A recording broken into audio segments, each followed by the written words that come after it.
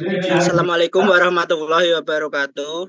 Waalaikumsalam warahmatullahi wabarakatuh. Wabarakatuh. Selamat pagi anak-anak. Selamat pagi Pak.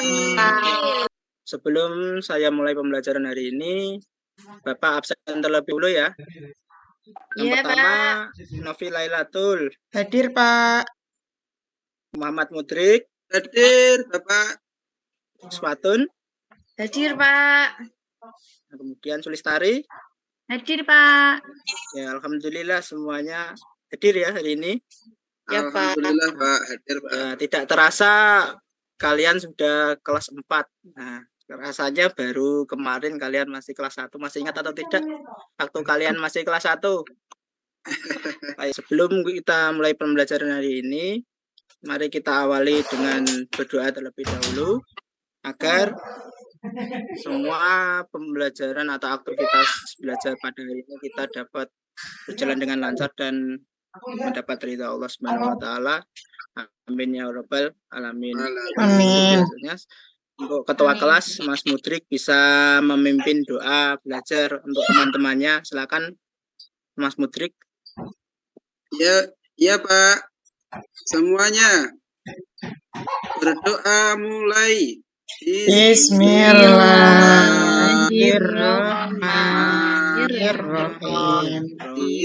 Raditu billahi rabban wa bil islami dinan wa bi Muhammadin nabiyyan wa rasulan rabbi zidni ilman warzuqni fahma. Amin. Kayaknya masih ada yang lemas, belum semangat. Hari ini kita tepuk profil pelajar Pancasila ya.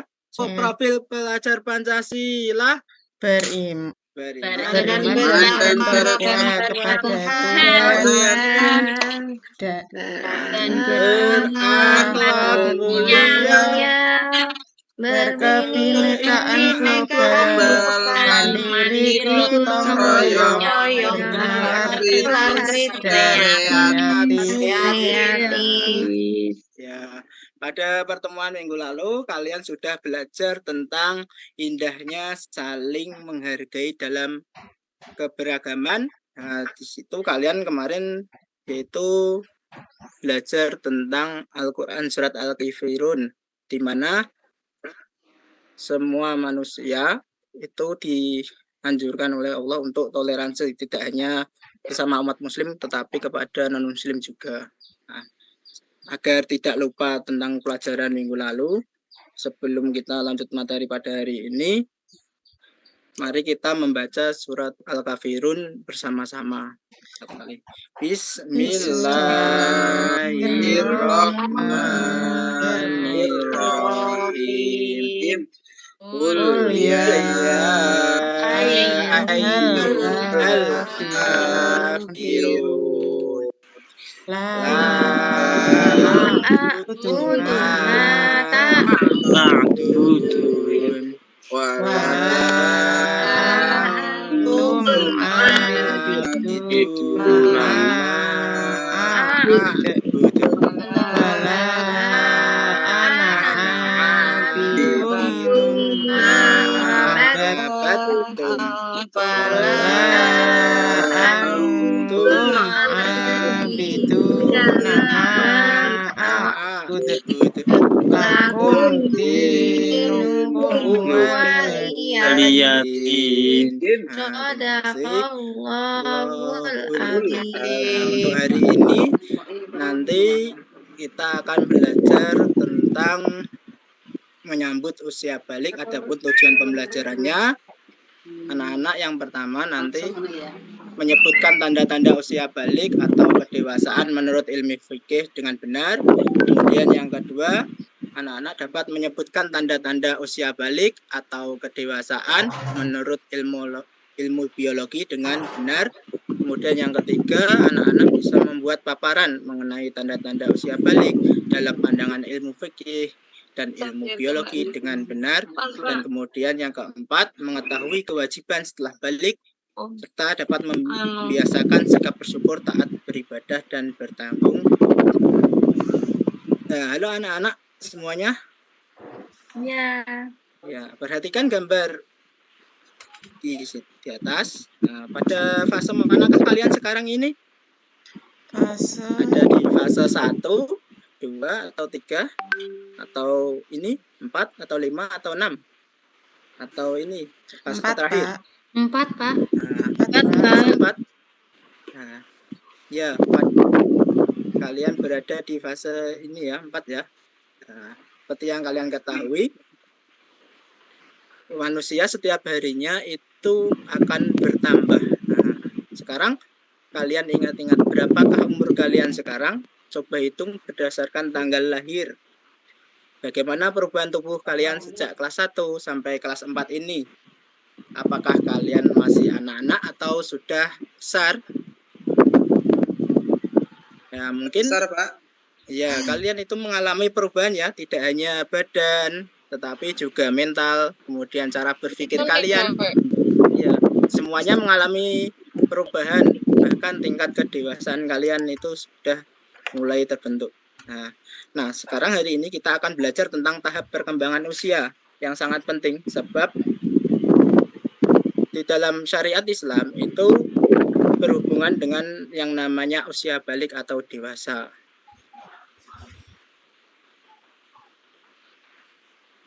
Nah, apakah yang dimaksud dengan balik? Balik itu artinya sampai. Menurut istilah, ialah dewasa bagi seorang muslim atau bagi seorang laki-laki ditandai dengan mimpi basah atau keluarnya mani. Kemudian bagi perempuan ditandai dengan menstruasi. Jadi seorang yang dianggap balik itu sudah bisa membedakan mana yang baik dan mana yang buruk. Nah, kira-kira kalian sudah bisa membedakan mana yang baik dan mana yang buruk atau belum? Belum. Sudah, Belum, Pak. Pak. Belum. Sudah, Kan Pak. mencuri itu baik atau buruk? Buruk. Buruk, Buruk, Pak. Pak. Mengaji? Baik, Pak. Baik. Atau mungkin di sini ada yang belum bisa membedakan mana tai kambing sama kacang kapri. Nah, kadang kan dulu waktu kecil kalian itu pernah dibohongi oleh orang dewasa, kacang kapri itu terbuat dari tai kambing, kemudian ada yang sempat memakannya, kemudian ada yang juga pernah memakan rumput mungkin. Kalau sekarang kan kalian sudah bisa membedakan semuanya ya. Ya, Nah, Pak. kalau kalian sudah bisa membedakan mana yang baik dan mana yang buruk, kalian itu termasuk orang mukallaf. Ya, sekarang Pak. kita bagi dalam 4 kelompok. Nah, adapun nama-nama kelompoknya seperti yang kelompok 1 itu ada Mbak Novi, Mbak Tutun, Mbak Puji, Mbak Nurul, dan sampai kelompok 4. Di situ bisa dilihat nama kalian. Kemudian silakan kalian berkumpul sesuai dengan kelompoknya masing-masing. Kemudian tugas ini Bapak berikan lembar kerja kelompok kalian. Nah, perhatikan tayangan yang Bapak tayangkan. Nah, ini silakan diperhatikan. Seorang telah balik. Nah, sekarang dari melihat video tadi, seperti yang lembar tugas yang sudah Bapak bagikan kepada kelompok kalian, akan kalian cari jawaban atau diskusikan dengan teman kelompok kalian. Untuk kelompok 1, apakah ciri-ciri wanita sudah dikatakan balik itu apa saja? Kemudian untuk kelompok 2, ciri-ciri laki-laki yang sudah dikatakan balik itu seperti apa? Kemudian kelompok 3, larangan saat terkena hadas besar. Kemudian bagaimana cara bersucinya dari hadas besar. Kemudian yang kelompok 4, kewajiban apa yang harus dilakukan saat sudah memasuki masa balik. Nah, anak-anak bisa berdiskusi dengan teman kalian, bisa sambil membuka referensi dari buku paket kalian. Bapak beri waktu 15 menit. Nah, kalau sudah, kelompok 1 silakan maju untuk mempresentasikan hasil kerja kelompoknya. Nah, kelompok 1 bisa maju. Nah, Kelompok 1 sudah maju, beri tepuk tangan kepada kelompok 1. Bisa maju dan mempresentasikan hasil dari kelompoknya. Kelompok 2 sudah maju, Siapa? kita beri kelompok 3 maju, dan kemudian yang terakhir kelompok 4. Kelompok 4 maju, dan kesimpulannya dari keempat kelompok ini Bapak simpulkan tanda-tanda balik itu ada 2 pandangan. Yang pertama yaitu menurut ilmu biologi. Untuk tanda-tanda balik menurut ilmu biologi, untuk laki-laki yang pertama yaitu tumbuh jakun. Nah, jakun itu apa, anak-anak? Ada yang tahu? Di bawah. Di sini loh, Pak. Di leher. Iya, kalau kita umumnya di situ kita bahasa Jawanya Ya. kalau mungkin ya. Kemudian tumbuh kumis dan janggut. Nah, kok ada perempuan yang memiliki kumis? Nah, kumisnya itu hanya tipis. Kalau laki-laki itu kumisnya biasanya lebih tebal. Lah, kok bapak saya ada yang tidak memiliki kumis, Pak? Karena mungkin itu dicukur. Ya, kemudian untuk tanda-tanda laki-laki yang kedua memasuki masa balik yaitu suaranya berubah menjadi berat, biasanya lebih besar. Kemudian pundak dan dadanya berbentuk bidang. Kemudian yang terakhir tumbuh rambut di bagian tertentu seperti ketiak dan sekitar kemaluan. Itu tanda-tanda balik yang laki-laki menurut ilmu biologi. Kemudian untuk yang perempuan yang pertama yaitu pinggul dan dada membesar. Kemudian suaranya lebih merdu, lebih lantang. Kemudian dan kulit perempuan itu lebih halus dibanding kulit laki-laki. Makanya yang perempuan itu kulitnya lebih halus. Kemudian yang berikutnya mengalami perubahan emosi. Nah, makanya perempuan itu banyak yang sering baper, melihat sinetron, ikut terbawa suasana, kadang melihat drama-drama kok ikut menangis, ikut ngamuk-ngamuk sendiri. Kemudian tumbuh rambut di bagian tertentu juga, yaitu sekitar ketiak dan sekitar kemaluan. Kemudian usaha aneh terlebih dahulu. Kemudian ada tanda-tanda balik menurut ilmu fikih. Nah, untuk tanda-tanda balik menurut ilmu fikih, untuk yang laki-laki yaitu mimpi basah, kemudian berumur 15 tahun. Kemudian untuk yang perempuan yaitu menstruasi. Laki-laki belum mimpi basah dan perempuan belum menstruasi dan sudah berumur 15 tahun, itu kalian sudah merupakan orang yang sudah balik. Apa yang harus dilakukan saat mimpi basah atau menstruasi? Orang yang mengalami mimpi basah atau menstruasi itu artinya sedang berhadas besar. Yang dimaksud hadas yaitu sesuatu yang menghalangi untuk tidak bisa beribadah. Nah, caranya agar bisa suci itu harus bersuci dari hadas besar, itu harus mandi wajib.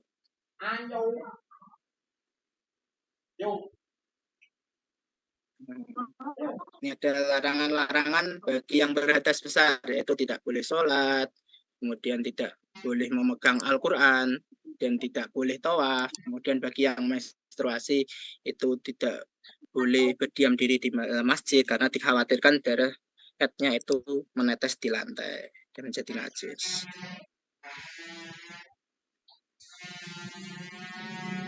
Kemudian saat kalian itu sudah balik, artinya kalian itu sudah berkewajiban menaati aturan syariat agama, seperti sholat fardu, kemudian puasa di bulan Ramadan, menutup aurat, berbakti orang tua, dan lain sebagainya ya. Nah, sekarang ini saya beri soal, kalian bisa kerjakan.